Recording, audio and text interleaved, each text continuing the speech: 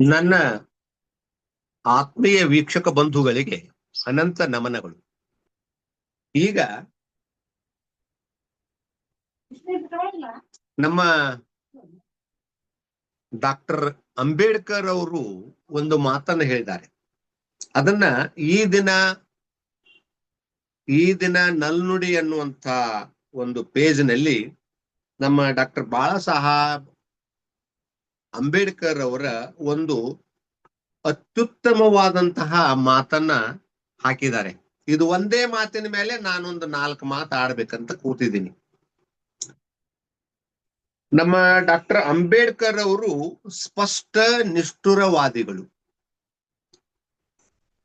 ಅವರಿಗೆ ಇರ್ತಕ್ಕಂತಹ ಒಂದು ಸ್ಥೈರ್ಯ, ಧೈರ್ಯ, ಸಾಮರ್ಥ್ಯ ಬಹುತೇಕ ಯಾರಿಗೂ ಇರ್ಲಿಲ್ಲ ಅಂದ್ರೂ ಅಡ್ಡಿ ಇಲ್ಲ. ಏನೋ ಅಲ್ಲಿ ಇಲ್ಲಿ ಒಬ್ಬಿಬ್ರು ಇದ್ರು, ನಾನು ಇಲ್ಲಂತ ಹೇಳಲ್ಲ. ಇದರ ಅರ್ಥ ನಾನು ಇನ್ನೊಬ್ಬರನ್ನ ಟೀಕೆ ಮಾಡ್ತೀನಿ ಅಂತಲ್ಲ. ಆದ್ರೆ ನಮ್ಮ ಅಂಬೇಡ್ಕರ್ ಅವರು ಹೇಳಿದ ಮಾತನ್ನ ಈ ದಿನ ನಲ್ನುಡಿ ಅನ್ನುವರು ಪ್ರಕಟ ಮಾಡಿದ ಒಂದು ಸ್ಕ್ರೀನ್ ಅನ್ನ ನಾನು ಉಪಯೋಗ ಮಾಡ್ಕೊಂಡಿದ್ದೀನಿ. ಅವರಿಗೆ ಈ ಸಂದರ್ಭದಲ್ಲಿ ಧನ್ಯವಾದ ಹೇಳ್ತೀನಿ. ಎಂತ ಮಾತು ಹೇಳ್ಯಾರ ನೋಡ್ರಿ ಅವರು. ತಪ್ಪನ್ನು ತಪ್ಪು ಎಂದು ಹೇಳುವ ಕ್ಷಮತೆ ಇಲ್ಲದೆ ಹೋದರೆ ನಿಮ್ಮಲ್ಲಿ ಪ್ರತಿಭೆ ಇದ್ದರೂ ಅದು ವ್ಯರ್ಥ ಅಂತ ಹೇಳ್ತಾರ. ಎಂಥ ಮಾತು ಹೇಳ್ಯಾರ್ರಿ.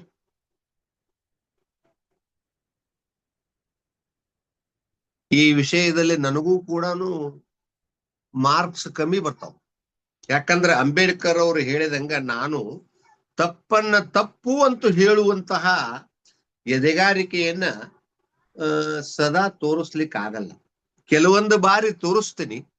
ಆದಾಗ್ಯೂ ಕೂಡ ನಾನು ಸಾಧ್ಯ ಆದಷ್ಟು ಸೌಮ್ಯವಾಗಿ ಮಾತನಾಡಿ, ಯಾಕಪ್ಪ ನಾವು ಇನ್ನೊಬ್ಬರಿಗೆ ಸುಮ್ಮನೆ ಬೇಜಾರು ಮಾಡೋದು ಅಥವಾ ಇನ್ನೊಬ್ಬರಿಗೆ ಕಿರಿಕ್ ಮಾಡೋದು ಯಾಕೆ, ಆಮೇಲೆ ಅವ್ರು ನಮ್ಮ ಮೇಲೆ ಸಿಟ್ಟು ಹೇಳೋದು, ಆಮೇಲೆ ಮತ್ತ ಕೋರ್ಟು ಕಚೇರಿ ಪೊಲೀಸ್ ಸ್ಟೇಷನ್ನು ಜಗಳ, ಇವೆಲ್ಲ ನಮಗೆ ಬ್ಯಾಡ್ ಆಗ್ಯಾವ. ಅದಕ್ಕೆ ನಾವು ಆದಷ್ಟು ನಮ್ಮ ಅಂಬೇಡ್ಕರ್ ಅವ್ರು ಹೇಳಿದಂಗ ಸತ್ಯವನ್ನ ನುಡಿತಾ ಇಲ್ಲ. ನಾವು ತಪ್ಪನ್ನು ತಪ್ಪು ಎಂದು ಹೇಳುವ ಕ್ಷಮತೆ ಇಲ್ಲದೆ ಹೋದರೆ ನಿಮ್ಮಲ್ಲಿ ಪ್ರತಿಭೆ ಇದ್ದರೂ ಅದು ವ್ಯರ್ಥ ಅಂತ ಹೇಳ್ತಾರೆ. ಎಂಥ ಮಾತು. ಇವತ್ತಿನ ದಿವಸ ಬಹಳ ಪ್ರತಿಭಾವಂತರು ಅಂತ ತಿಳ್ಕೊಂಡವರು ಕೂಡ ಅಂಬೇಡ್ಕರ್ ಅವರ ಈ ಮಾತನ್ನ ಕಾಯ ವಾಚ್ಯ ಮನಸ ಪಾಲಿಸ್ತಾ ಇಲ್ಲ. ಬಹಳಷ್ಟು ಜನ ಸಭೆಯನ್ನ ನೋಡಿ ರಾಗವನ್ನ ಹಾಡ್ತಾರ. ಬಹಳಷ್ಟು ಜನ ಯಾಕಪ್ಪ ನಾವು ಕೆಟ್ಟಾಗ ಸುಮ್ಮನೆ ಯಾಕಪ್ಪ ಇನ್ನೊಬ್ಬರಿಗೆ ನಾವು ಬೇಜಾರು ಮಾಡಿ ಮತ್ತ ಅವರಿಂದ ನಾವು ಏನಾರ ಅನಿಸಿಕೊಳ್ಳೋದು ಯಾಕೆ ಬೇಕು?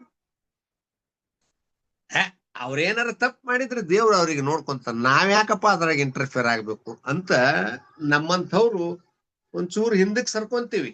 ನಂದು ಕೂಡ ಈ ವಿಷಯದಲ್ಲಿ ಮಾರ್ಕ್ಸ್ ಕಮ್ಮಿ ಅದಾವ. ಯಾಕಂದ್ರೆ ನಾನು ಒಪ್ಕೊಳ್ಳೇಬೇಕಲ್ಲ. ಎಲ್ಲವನ್ನ ಎದುರಿಸಿ ನಿಂಬುದು ತಪ್ಪ್ರಿ ದೊಡ್ಡವರೆಲ್ಲ ದೊಡ್ಡ ತಪ್ಪುಗಳನ್ನ ಮಾಡ್ತಾರ. ನಮ್ ಕಣ್ಣು ಮುಂದೆ ಮಾಡ್ತಾರೆ ಎಷ್ಟೋ ಸಾರಿ. ಅವುಗಳನ್ನ ಹೇಳುವ ಧೈರ್ಯ ಛಾತಿ ನಮಗಿಲ್ಲ. ಹೇಳಿದ್ರೆ ನಾವು ಮತ್ತೆ ಬಹಳ ಸಮಸ್ಯೆಗಳನ್ನು ಎದುರಿಸ್ಬೇಕಾಗ್ತದಲ್ರಿ. ಪಾಪ ಆ ರೀತಿ ಸಮಸ್ಯೆಗಳನ್ನ ಎದುರಿಸಿ ಪ್ರಾಣ ಕಳ್ಕೊಂಡವ್ರು ಅದಾರ. ಅಥವಾ ಎಷ್ಟೋ ಸಾರಿ ಸುಮ್ಮನೆ ಜೈಲಿನಲ್ಲಿ ದಿನಗಳನ್ನ ಕಳೀತಾ ಇದ್ದಾರ.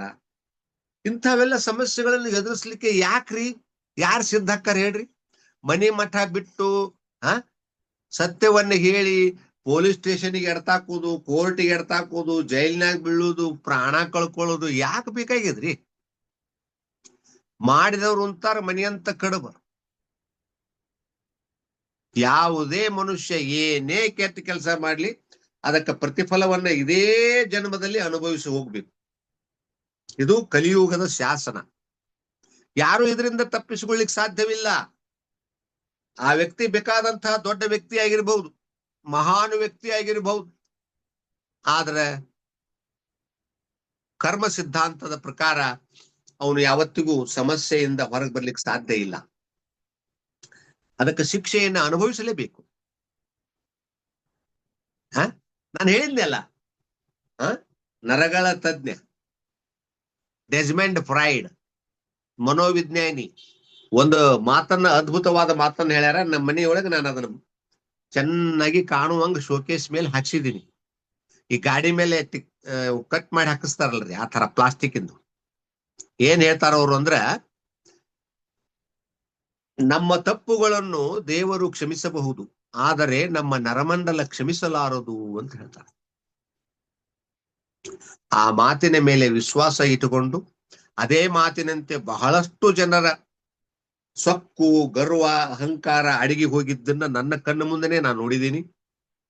ಹೀಗಾಗಿ ಅಂಬೇಡ್ಕರ್ ಅವ್ರು ಹೇಳುವುದು 100% ಸತ್ಯ. ಯಾಕಂದ್ರೆ ನಮ್ಮಲ್ಲಿ ಬಹಳ ಬಹಳ ದೊಡ್ಡ ದೊಡ್ಡ ಡಾಕ್ಟರೇಟ್ ಮಾಡಿದವರು, ಬಾರಿ ಬಾರಿ ಶಾನ್ಯರು, ಡಬಲ್ ಡಿಗ್ರಿ, ತ್ರಿಬಲ್ ಡಿಗ್ರಿ ಮಾಡಿದವರು ಕೂಡ ಸಭೆಗೆ ತಕ್ಕಂಗೆ ರಾಗವನ್ನ ಹಾಡಿ ಹೋಗ್ಬಿಡ್ತಾರ. ಯಾಕೆ ಬೇಕಪ್ಪ ನಮಗ ದುಷ್ಟರು ಸಹವಾಸ? ಯಾಕೆ ಬೇಕು?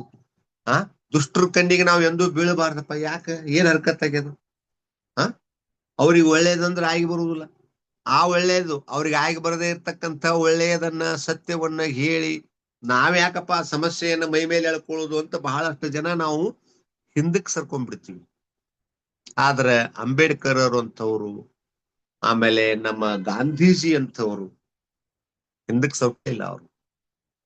ಅವರ ಮೇಲೆ ಎಷ್ಟು ದಬ್ಬಾಳಿಕೆ ಆಯ್ತು, ಅವ್ರ ಮೇಲೆ ಲಾಠಿ ಚಾರ್ಜ್ ಆಯ್ತು, ಅವ್ರ ಮೇಲೆ ಎಂತೆಂತಹ ಸಮಸ್ಯೆಗಳು ಬಂದು, ಆದ್ರೆ ಜೈಲು ವಾಸ ಅನುಭವಿಸಿದ್ರು. ವರ್ಷ 2 ವರ್ಷ ಗಂಟ್ಲೆ, 3 ವರ್ಷ ಗಂಟ್ಲೆ ಜೈಲು ವಾಸ ಅನುಭವಿಸಿದ್ರು. ಆದ್ರೂ ಅವರು ಸತ್ಯವನ್ನ ಹೇಳುವುದನ್ನು ಬಿಡ್ಲಿಲ್ಲ. ಅಂಥವ್ರನ್ನ ನಾವು ಕೊನೆ ಪಕ್ಷ ಮನೆ ಒಳಗೆ ಫೋಟೋ ಹಾಕಿ ಪೂಜೆ ಮಾಡೋಣ. ಸತ್ಯವನ್ನ ಸಾಧ್ಯ ಆದಷ್ಟು ಪರಿಪಾಲನೆ ಮಾಡೋಣ.